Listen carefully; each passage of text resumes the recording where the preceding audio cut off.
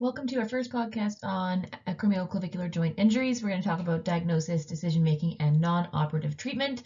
Thanks to our preceptors for this session and as well as to Alex for his slides from last year. So what we're going to talk about in this podcast is the diagnosis of AC joint injuries, including history and physical exam, imaging, classification, and decision-making factors for operative or non-operative treatment. Quick review of anatomy for the acromioclavicular joint. It's a joint that does not have very much bony congruity, so therefore relies primarily on soft tissue stabilization for its stability. It is a synovial joint that is not very mobile. In terms of ligaments of importance, so we have the acromioclavicular ligament, which is one of the contributors to horizontal stability of the joint. The trapezoid part of the coracoclavicular ligament, again, also contributes to horizontal stability, and the conoid ligament contributes primarily to vertical stability, with the trapezoid contributing to vertical stability as well. On to history of acromioclavicular injuries. So this is about 3.2% of shoulder injuries, primarily sustained on a direct fall onto the shoulder. However, can also be sustained by indirect injury with a fall on an outstretched hand where the humerus translates superiorly and can disrupt this joint. In terms of your history, it's important to obtain a work as well as athletic history for every patient to provide the proper treatment. Physical exam, we talked about prior, but just brief overview. You definitely want to inspect everybody who has a suspected AC injury for deformity, asymmetry, drooping or squaring of the shoulder, and you especially want to look at them from above to assess for any posterior displacement. These guys might have difficulty doing a full shoulder exam due to pain. In terms of provocative tests for the AC joint itself, to screen for AC injury, palpation to the AC joint is a sensitive test. When you want to confirm an AC joint injury, the O'Brien's test is a good one. Paxinos here basically involves squishing the acromion together against the distal clavicle. And the resisted extension test is not bad either. In order to assess if the joint is reducible, you also want to be putting upward pressure on the scapula or the elbow when you put your downward pressure on the clavicle, because the problem is that the scapula is sagging down, not just that the clavicle is displaced upwards. I want to do a thorough neurovascular exam to rule any brachial plexus injury and take into account that with a high energy mechanism of injury, you also want to look for any C-spine or glenohumeral joint injury. So in terms of imaging, you want to get a shoulder series of the affected side. Specifically, you want to look at the axillary view to look for any posterior displacement of the clavicle. A Zanca view, which is obtained with the beam pointed about 10 degrees towards the head, gives you better visualization of your AC joint, and you want to get bilateral x-rays as the difference in the coracoClavicular distance is required for classification. You can also get an AP cross-body to look at dynamic instability. So going on to our classification of these injuries. So the injury, as it occurs, progresses from distal to proximal. I have a table of the Rockwood classification here and then an image showing each class, so we'll just go through those. So in a type 1 injury, the AC ligament is sprained, but the CC ligaments are intact and you don't see any displacement on your x-rays. Type 2, the AC ligament is disrupted, but the CC ligaments are intact and you see very little, if any, displacement on your x-rays. A type 3 is where we start seeing things on the x-rays because the AC and the CC ligaments are disrupted, and on the x-rays we have a less than 100% increase in the coracoClavicular distance. It is important to note that this is with respect to the contralateral side, so that's why you need the bilateral film. In a type 4, as we can see here, the AC and the CC ligaments are gone, but the clavicle has gone posterior through the trapezius. Going on to a type 5, again, AC and CC ligaments are gone,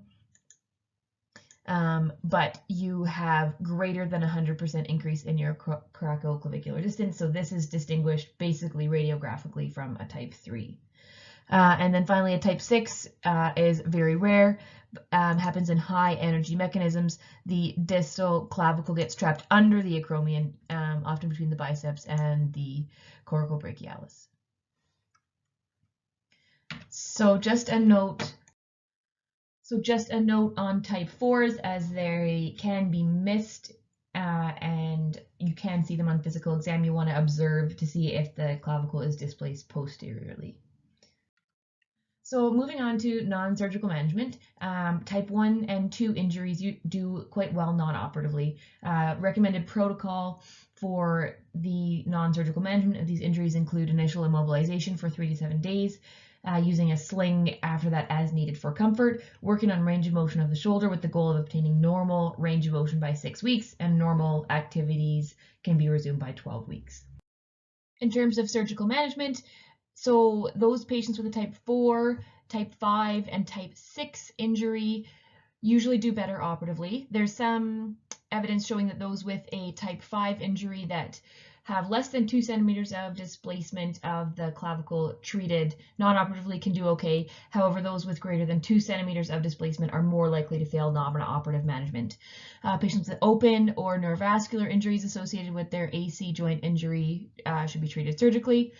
Patients with grade 1 and 2 injuries that have basically failed non-operative management for 3 or 6 months could be considered for operative management, and stay tuned for our second podcast for different options in surgical management of these injuries.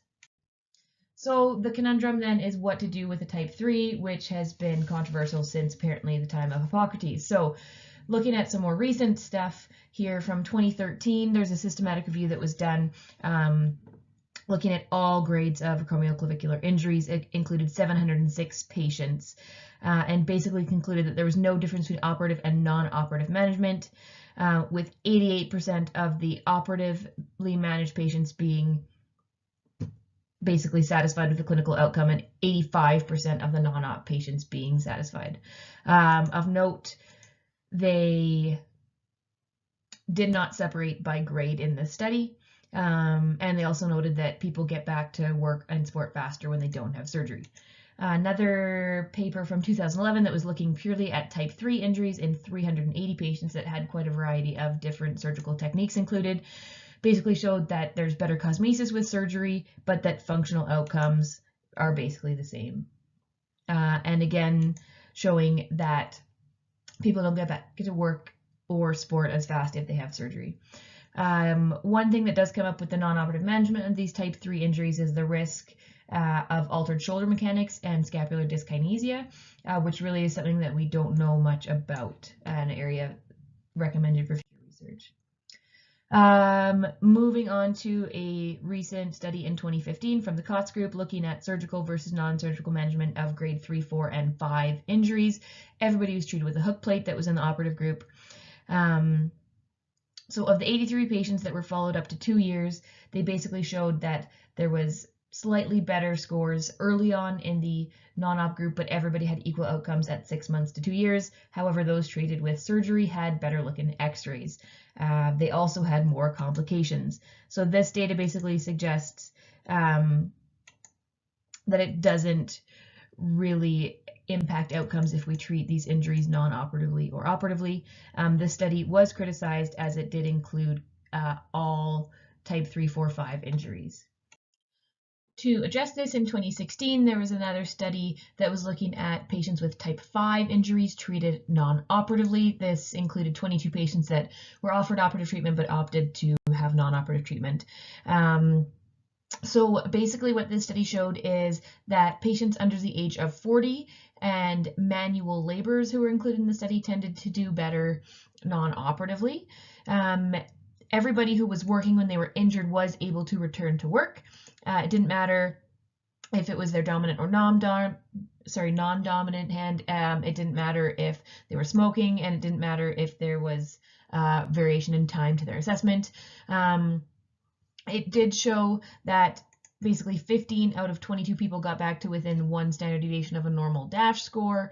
So not everybody got back to normal, but there was a subset of patients that were able to have type 5 injuries treated non-operatively.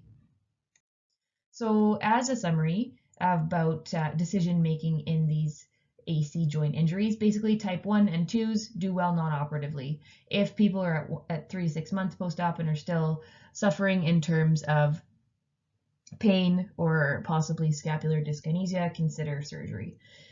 Those with type 3s or type 5s with less than 2 centimeters of displacement can reasonably have a trial of non-operative management and then re-evaluate at 3 or 4 weeks to see if their pain is improving.